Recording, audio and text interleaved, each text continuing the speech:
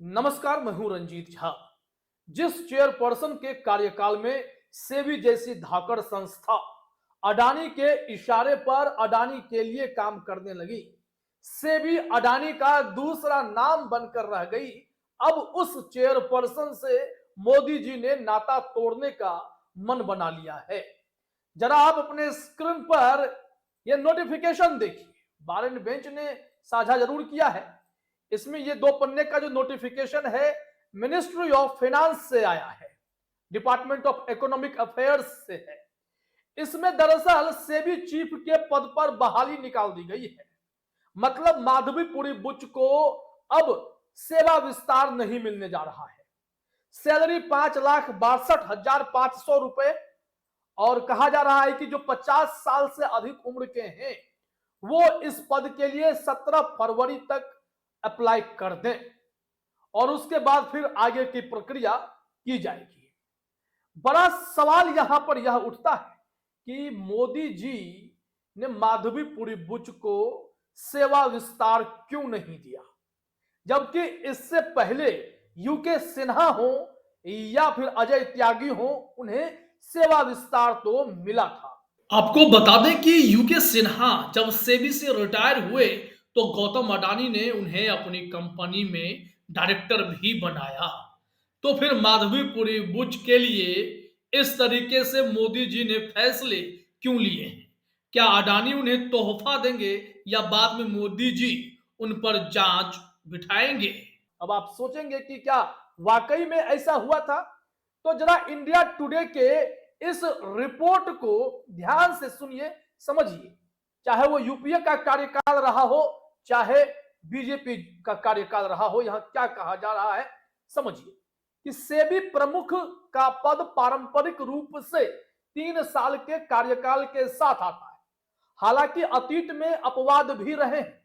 उदाहरण के लिए यूके सिन्हा ने 18 फरवरी 2011 से 1 मार्च 2017 तक 6 साल के लिए सेबी अध्यक्ष के रूप में कार्य किया, जबकि उनके उत्तराधिकारी अजय त्यागी ने 1 मार्च 2017 से 28 फरवरी 2022 तक 5 साल के लिए पद संभाला। अब देखिए यहां क्या हो रहा है कि इन पर गंभीर आरोप लगे माधवीपुरी बुच पर। माधवीपुरी बुच तो बच जाती, वो तब तक मोदी जी की कृपा पात्र बनी हुई थी जब तक वो अडानी को बचा रही थी और खुद बच रही थी। सेबी पर आरोप कम लग रहे थे। लेकिन जैसे ही हिंडनबर्ग ने खुलासा किया कि माधवीपुरी बुच की भी मिली भगत है, तो खेल बिगड़ गया। नहीं तो आपको याद होगा, हिंडनबर्ग की रिपोर्ट आते ही गौतम अडानी के शेयर टूटे भी थे। ऑफशोर कंपनियों के जरिए जो फंडिंग हो रही थी, उसमें पैसा किसका है इसका खुलासा ना हो रहा था, ना सेबी बताना चाह रहा था। माधवीपुरी बुच के नेतृत्व में सेबी ने भरसक कोशिश की कि जांच में अडानी पर कुछ आंच ना आए। सुप्रीम कोर्ट के डेडलाइन को भी पार कर एक्सटेंशन मांगने का काम किया, लेकिन गौतम अडानी को बचाए रखा। सुप्रीम कोर्ट की बनाई एक्सपर्ट कमेटी भी गौतम अडानी का कुछ नहीं कर पाई। मतलब जितने भी आरोप थे, उन सब आरोपों से अडानी बचते रहे। चाहे विदेशी संस्था हो या अमेरिकी कोर्ट हो, सबने अडानी पर इतने बड़े मामले क्यों ना बनाए हो, माधवीपुरी बुच ने संभाल लिया। फिर कहां गड़बड़ हो गई, अब इसके लिए समझना पड़ेगा आपको। जरा सा थोड़ा इस रिपोर्ट में आगे बढ़ते हैं। क्या एलिगेशंस जो माधवीपुरी बुच पर भारी पड़े। कहा जा रहा है सेबी प्रमुख के रूप में माधवीपुरी बुच का कार्यकाल चुनौतियों से रहित नहीं रहा। प्रमुख मुद्दों में अडानी समूह से जुड़े मामलों में विनियामक चूक के आरोपों से जुड़ा विवाद तो शामिल था। इसके बाद शॉर्ट सेलर हिंडनबर्ग रिसर्च द्वारा किए गए दावे और बाद में कांग्रेस पार्टी द्वारा की गई आलोचनाएं सामने आई। अडानी समूह से जुड़े ऑफशोर फंड में निवेश के मामले में सेबी के संचालन और संभावित आचार संहिता उल्लंघन के बारे में सवाल उठाए गए। कहा जा रहा है कि बुच को आंतरिक चिंताओं का भी सामना करना पड़ा, क्योंकि सेबी कर्मचारियों के एक समूह ने उन पर अपने कार्यकाल के दौरान विषाक्त कार्य वातावरण बनाने का आरोप लगाया था। अब समझ रहे हैं इसका मतलब क्या होता है कि माहौल उन्होंने खराब कर दिया। सड़कों पर प्रदर्शन करने के लिए सेबी के कर्मचारी आ भी गए थे, जबरदस्त प्रदर्शन भी हुआ, लेकिन माधवीपुरी बुच ने सबको कुचलने का भरसक प्रयास किया। लेकिन इसके बावजूद मोदी जी शायद खुश नहीं हुए, नहीं तो सेवा विस्तार मिलता। ईडी चीफ ने इतना बड़ा काम किया था संजय मिश्रा उस वक्त, तो ताबड़तोड़ कार्यकाल का विस्तार मिला, सुप्रीम कोर्ट से भी मोदी सरकार लड़ती रही और संजय मिश्रा को एक्सटेंशन मिलता रहा। तो फिर माधवीपुरी बुच ने तो मोदी जी के दोस्त को बचाए रखा, उनके ऊपर जो खेल के आरोप थे उनसे भी बचाए रखा, तो फिर सेवा विस्तार क्यों नहीं? क्योंकि इस मामले में माधवीपुरी बुच के अडानी के साथ संबंधों के ही खुलासे नहीं हुए, बल्कि पर्सनल लेवल पर भी अपने पति को भी उन्होंने फायदा पहुंचाने का काम किया, यह भी आरोप लगे। कांग्रेस ने तो सवाल खड़े ही किए, लोक लेखा समिति ने भी बुलावा भेजा, तो माधवीपुरी बुच वहां आई नहीं। इस रिपोर्ट में जरा आगे समझना पड़ेगा कि माधवीपुरी बुच कहां फंसती चली गई, क्या खेल हुआ, क्या कहा गया। माधवी बुच को नहीं मिला एक्सटेंशन, अब किसे मिलेगी 5.62 लाख सैलरी वाली सेबी चीफ की नौकरी। सेबी चेयरपर्सन माधवीपुरी बुच ने आरईआईटी को आगे बढ़ाया और इससे ब्लैकस्टोन को फायदा हुआ और बदले में उनके पति को भी फायदा हुआ, क्योंकि वे ब्लैकस्टोन से जुड़े हुए हैं। कांग्रेस द्वारा माधवी बुच के खिलाफ उठाए गए मुख्य बिंदुओं में से एक यह था कि ब्लैकस्टोन को लाभ पहुंचाने के इरादे से आरईआईटी के लिए उनका जोर लगाया गया था, क्योंकि उनके पति ब्लैकस्टोन से जुड़े हुए हैं। विपक्ष ने भी उन पर उंगली उठाई और कहा कि वह सेबी अध्यक्ष के रूप में अपने पद का दुरुपयोग कर रही हैं। यहां कहा जा रहा है कि सेबी में कार्यरत कर्मचारियों द्वारा वित्त मंत्रालय को भेजे गए पत्रों ने बुच के लिए एक और मोर्चा खोला था। इस कारण न केवल बाजार नियामक के भीतर बल्कि राजनीतिक महकमे में रोष पैदा कर दिया था। वित्त मंत्रालय से कर्मचारियों ने शिकायत की थी कि इनके लीडरशिप में वर्क कल्चर बेकार है। सरकार ने इस पर गौर किया, कर्मचारियों से बात की। कर्मचारियों का आरोप था कि वे उन पर चिल्लाती हैं। तो माधवीपुरी बुच प्राइवेट सेक्टर से आई हुई ऐसी महिला चीफ रही जो बेदाग नहीं रह सकी। इन पर गंभीर आरोप लगते चले गए।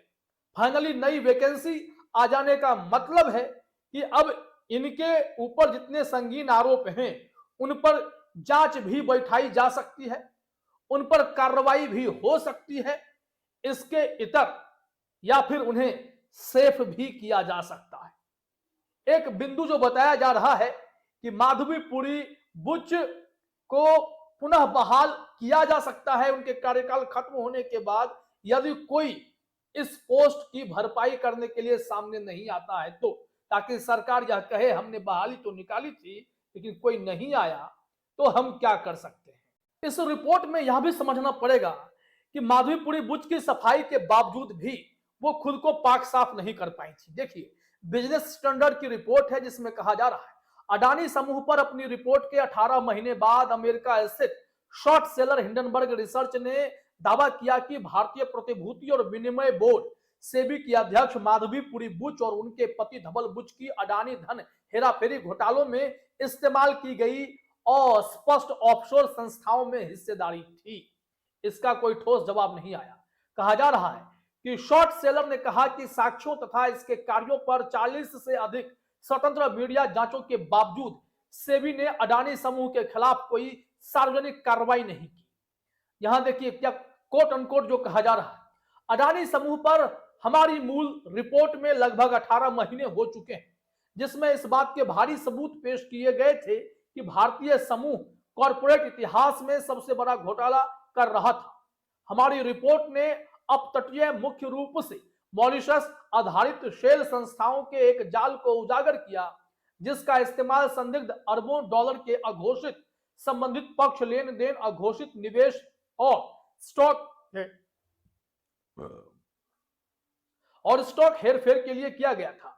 तब से सबूतों के बावजूद साथ ही 40 से अधिक स्वतंत्र मीडिया जांचों ने हमारे मूल काम की पुष्टि और विस्तार किया। भारतीय प्रतिभूति नियामक सेबी ने अडानी समूह के खिलाफ कोई सार्वजनिक कार्रवाई नहीं की है। इसके बजाय 27 जून 2024 को सेबी ने हमें एक स्पष्ट कारण बताओ नोटिस भेजा।